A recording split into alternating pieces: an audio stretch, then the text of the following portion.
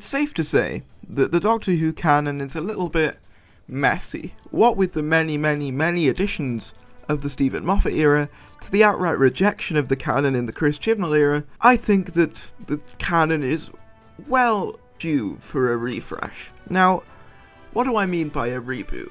Now, before you get your pitchforks and torches, I don't mean retconning the entirety of the canon, or even a small facet of it, though it would bring me great pleasure to retcon the Jodie Whittaker era. What I'm referring to is what we had in the Russell T Davies era, where it pays homage to what it was before, whilst carving out its own identity, allowing newcomers to hop on board while still catering to the hardcore fans as well. Now, please bear in mind that these are just my own ideas, and I don't expect the BBC to actually go through with any of these, but I think it's interesting to talk about what with the lull in Doctor Who content recently. So without further ado, let's get started. We open on black, followed by two small lights and an even smaller blue light illuminating the screen. We then hear the familiar catchphrase of a Dalek, cut to a tall dark figure running through a corridor. The tall dark figure reaches into his coat pocket and pulls out the sonic screwdriver. The Dalek fires a laser at the tall dark figure, only to hit the sonic screwdriver. The tall dark figure is of course the Doctor. We then cut to a large blue box, aka the TARDIS, as the tall dark figure, now revealing himself as the Doctor, clicking his fingers as he races into the interior. The spacecraft, in contrast to the ship he was just on, is completely white. He races towards a large console and begins manically flicking levers as the ship roars into action. It is revealed that the ship the Doctor was just on was a Dalek ship. The Doctor then makes a sarcastic remark along the lines of, "That's the last time I let the randomizer choose the TARDIS location."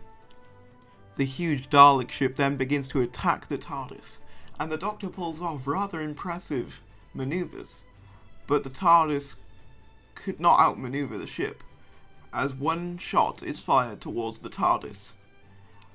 That sends it spiraling towards a planet, as the opening theme tune commences. See how in a 1 to 2 minute scene, we already introduce the Dalek, the TARDIS, and the Doctor with barely any dialogue, in a very similar fashion to what Russell did way back in 2005, when the Doctor just says run before taking Rose's hand. After the opening theme tune plays, the TARDIS continues to spiral out of control, until it lands on a planet. Now, this is where my changes of the Doctor's character really start to become clear, as this episode will take place on a funeral planet, where the main antagonists will be what is, in my opinion, Stephen Moffat's greatest creation: the Weeping Angels. Why is this? As normally, you'd like to introduce a lower level foe for the Doctor to go up against.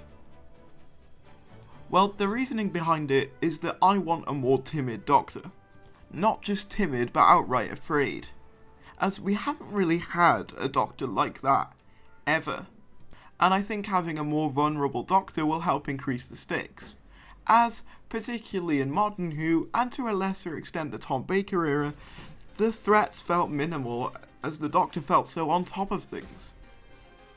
So having the Doctor go up against the Weeping Angels will show how afraid he is of these monsters. But something you might be asking is, what would be the reason behind his fear? Well, this would be part of a series-long arc, where it would basically be revealed that the Doctor, in fact, regenerated right amidst a conflict, causing his first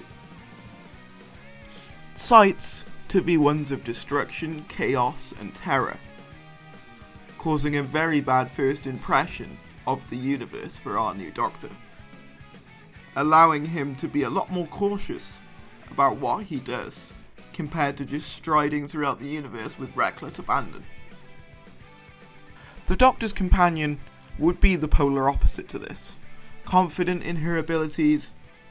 I'm even thinking it would be a good idea for her to be a military personality of some kind. This military personality would be from the funeral planet. It would be where the Doctor and the companion first met. What this setup allows us to do is forego the typical, oh, the Doctor's just regenerated, now they're falling out the TARDIS, now they're crashing on modern day Earth, and it drops us right amidst the action, with a Dalek fight early on in the episode, followed by a very creepy Weeping Angel story. Of course, the Doctor would have his moments of bravery. For example, at the end of the episode he would have a speech, as per every opening story of a Doctor, at least in modern Who. But there would be a lot more build up to this than there would be normally, as it's seen as pretty standard fare for every modern Doctor, but for this Doctor it would feel like a great sense of achievement. And it would make you feel excited and also happy for this new incarnation.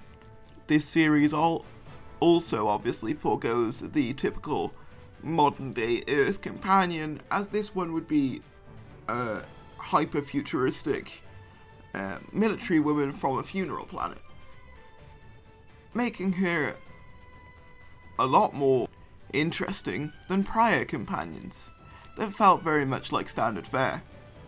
So by the end of the episode, we've introduced the Doctor, the companion, and two of the most iconic villains in Doctor Who history, all the while foregoing the typical regeneration plotline. Now, I won't go too into detail about the specifics, such as the set design and the costume design, and the prop design, because that's all rather secondary, although for the opening shot of the Daleks, we're going to maintain their Time War design, purely because I feel like they're the most iconic and recognisable design for most viewers, whilst we could still do some fun things with their design in the future, but I'll get back to that. The Weeping Angels will also maintain pretty standard, but also keeping the law that any statue could become an angel. In terms of other stories for my series though, it would be pretty foolish of me to give away all my ideas, but I'll give away one or two. I always thought it would be a cool idea to have an Asylum of the Cybermen story, as I feel like they would have much more of a sense of what's wrong than the Daleks would, as they're obsessed with making everything like them, so anything that's been malfunctioning in the conversion process would be seen as insane by the Cybermen's own logic. This would also allow for some more creepy imagery, and tributes to previous Cybermen designs rather than just the Mondasian ones, such as the Tomb and Invasion variants. I also had an idea for a war between the Sontarans and the Ice Warriors, two warrior races that are hell-bent on conquering. In addition, I've thought of a new villain called the Fearmongers, that get their power from people's fear. This would be a particularly difficult enemy for the Doctor to overcome, seeing as how fearful he is of himself. These would probably be saved for the finale, as I feel like they would be the perfect way to complete the Doctor's character arc, of him becoming more courageous as time goes on. Now, what about the format of my version of Doctor Who?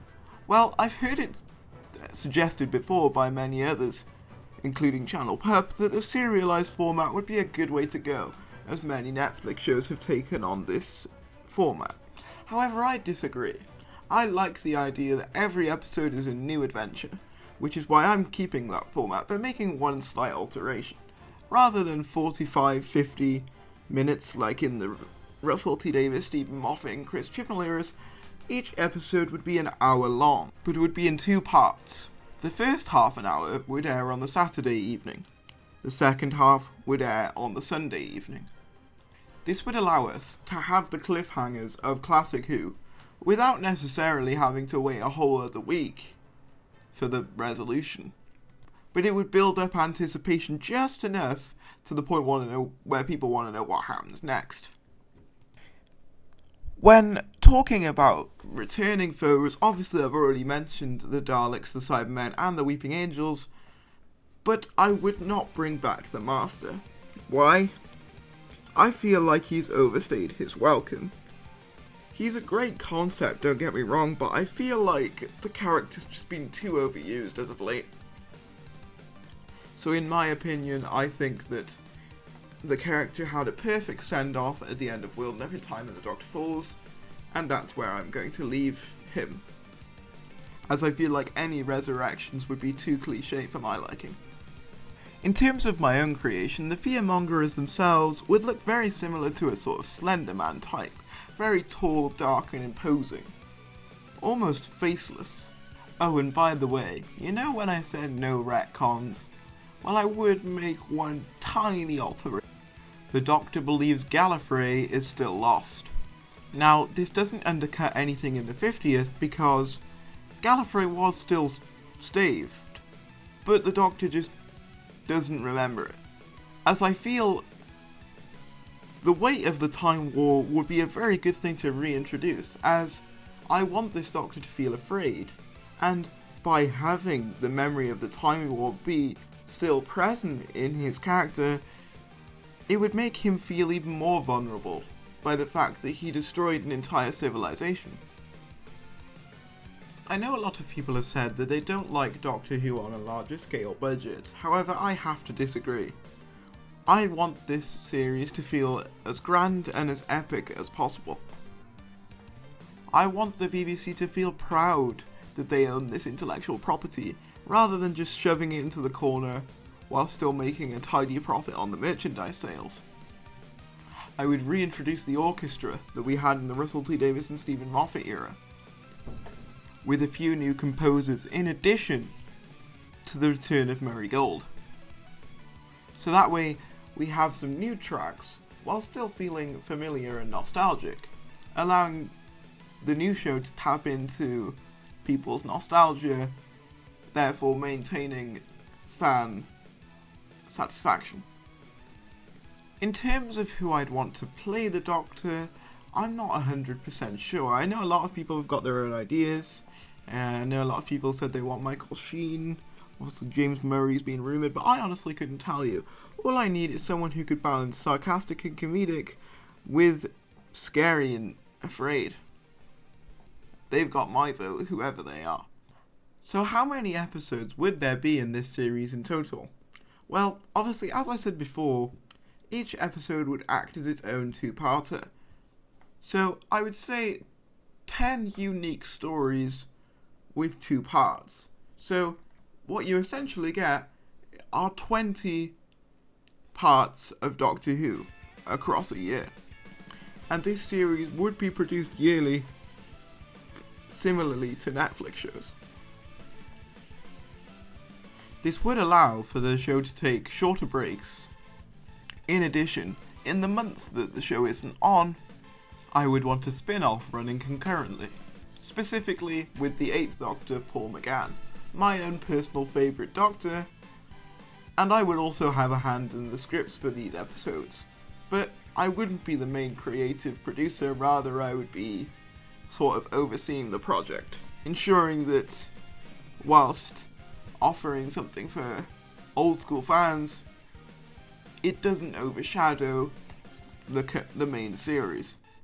I have stated before, whilst I'm not a huge fan of the John Pertwee era, one of the things I am a fan of is units, which is why one of my first orders of business as Doctor Who showrunner would be to introduce Unit to a new generation,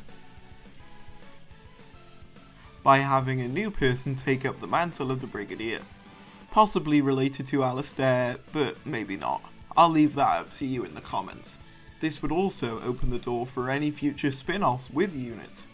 In terms of other spin-offs though, I'd let Torchwood rest. It had a good run, but I feel like having too many spin-offs would dilute the brand. There would also be a Christmas special at the end of every year. That would act as a wrap-up for any lingering plot threads that were in the last series, whilst opening the door to new plot threads. So kinda like Resolution, but good. So, to summarise, the new Doctor would be a timid, sarcastic, heroic version that uses his sarcasm to hide his fear. The companion would be a no-nonsense future military woman from a funeral planet, giving her a confident yet morbid outlook on the universe, which the Doctor would be able to bring out the best in, as she would help him regain his confidence in himself. Legacy villains like the Daleks, Cybermen, and Weeping Angels would all appear. The sonic screwdriver would be destroyed in the first few seconds to avoid any lazy writing. The Master would be the only legacy villain not to appear, as I feel like he's had his time in the spotlight. And let's face facts, no one can beat Roger Delgado, so I'm not even going to try. I would also introduce my own villain named the Fearmongerer, in addition to a few of my own other ideas. I would have an 8th Doctor spin-off running whilst the show isn't on, in addition to the opportunity for a Torchwood spin-off unit spin-off, if I felt necessary. And the TARDIS would be a callback to the retro designs of the 60s and 70s, with the white interior, whilst having a modern console similar to the 2014 design. But what do you guys think? Let me know what you think of all my ideas down in the comments below, and be sure to hit like, comment, and subscribe. I hope you enjoyed this. It's a little different to what I've been doing recently, but it's been something I wanted to talk about for a while. So let me know if you want more of this sort of stuff. Obviously these are just my own ideas and they're not meant to be taken that seriously. But I know a few of you will probably say, "Oh, this isn't true, this is just a rumour," in the comments. So be sure to leave that there. With that said though, I hope you'll have a great day and I will see you